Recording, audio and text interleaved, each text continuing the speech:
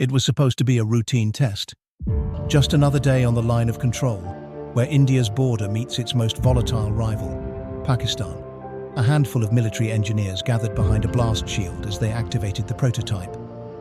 It stood there, motionless at first, a sleek, unmanned machine gun turret mounted on a rotating base. It scanned, it blinked, and then it fired.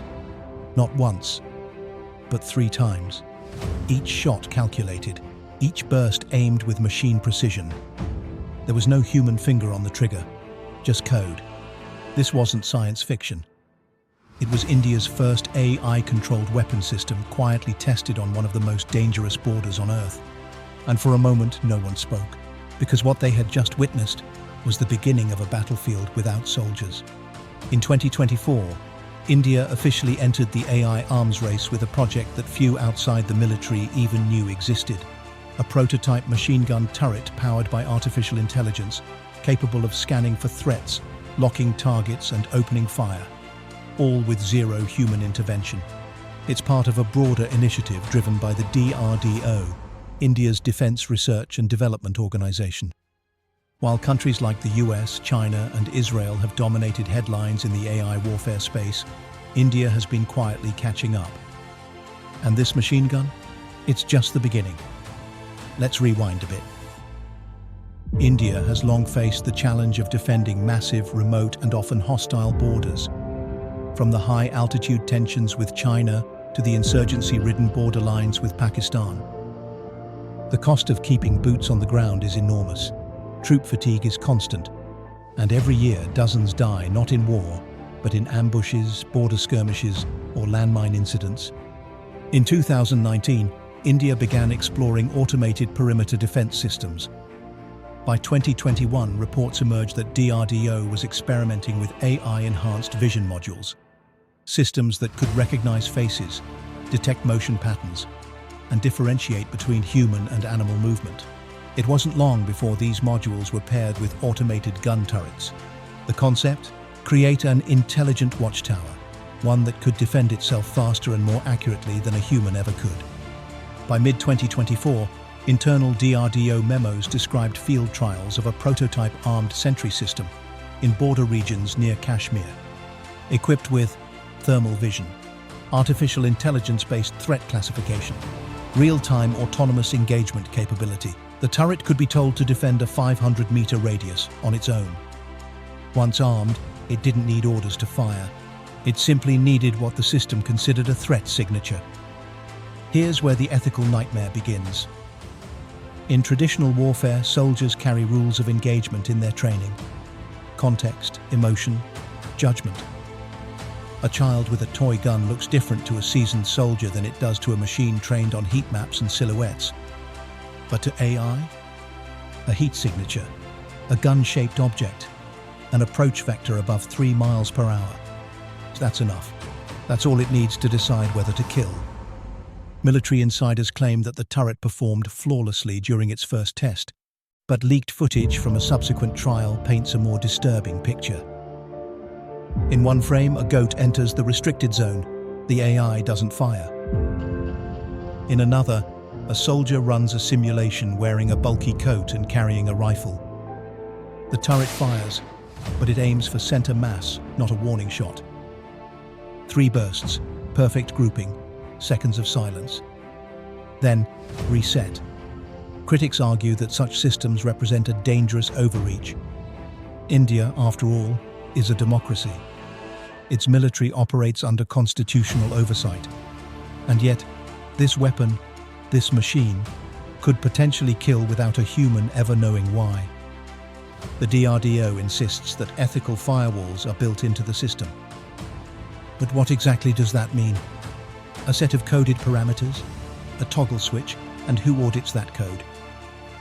In July 2025, a whistleblower from India's defense sector leaked internal correspondence that suggested the AI was being trained using data from real combat zones, including insurgent-heavy regions like Manipur and Kashmir. That means the AI is learning from past patterns of violence. It's not just reacting, it's adapting. International watchdogs like Human Rights Watch and Amnesty International have raised concerns. Autonomous lethal weapons without human oversight violate the spirit of international humanitarian law, one report states. But the bigger problem? There's no global agreement banning them. The UN has debated lethal autonomous weapons systems, or LAWS, for years, but progress has stalled. Meanwhile, nations like India are charging ahead, quietly building systems they claim are for defense only. But how do you define defense when a machine decides what's dangerous? Now let's zoom out. India isn't the only country building AI turrets. South Korea has the SGR-A1, a stationary robot guard deployed in the DMZ. Israel uses Sentry Tech systems with automated response capabilities. Russia and China have been developing AI-controlled border drones and gun units since 2015. But there's a key difference. India's deployment is domestic. It's being tested not just at borders, but in conflict zones inside its own territory, where civilians live, where identity is blurred, and where mistakes aren't just possible, they're inevitable. In August 2025, reports emerged of an unconfirmed incident in a border town near the Indo-Pakistani frontier. Local villagers reported hearing gunfire during the night. No soldiers were seen, but shell casings from a non-standard caliber, matching the AI turret's loadout, were found near a checkpoint. No fatalities were confirmed. No footage was released. The DRDO issued a short statement. Routine perimeter engagement triggered by false positive. System is under review. But the statement raises more questions than it answers. What is a false positive when the machine is in control? And if the AI fired in error once, could it happen again? This brings us to the core of the ethical debate. When a human soldier pulls the trigger, they live with that decision forever. They may be praised or court-martialed, but they are accountable. With AI, who's to blame? The programmer, the military commander, the machine itself? India's system has no name, no rank, no face, and yet it holds the power of life and death. Experts say we're entering the era of autonomous deterrence, where the presence of a machine itself becomes the threat. No longer is the goal to outgun the enemy. It's to convince them that even approaching the zone is suicide. It's psychological warfare built on silicon. India insists these systems are still under development and that a human-in-the-loop safeguard is always present during live deployment. But insiders claim that in wartime, those switches are often disabled for faster response. After all, a delay of even 1 second can cost lives. That's the trade-off. And increasingly, the world seems willing to make it. So here's the question. If India, a democratic nation under legal oversight, with press freedoms and judicial checks, is deploying AI weapons capable of autonomous killing, what's stopping other nations from doing the same? And what happens when one of these systems makes a mistake? Or worse, doesn't? Because once a machine is trained to kill, you can't unteach it. And if that machine is ever turned loose, not in testing, but in war, who will answer for its choices? The battlefield is no longer a place of flags, uniforms, and orders shouted over radio. It's a grid, a camera, a decision made in milliseconds by a machine with no conscience. India's AI gun has fired its first shots.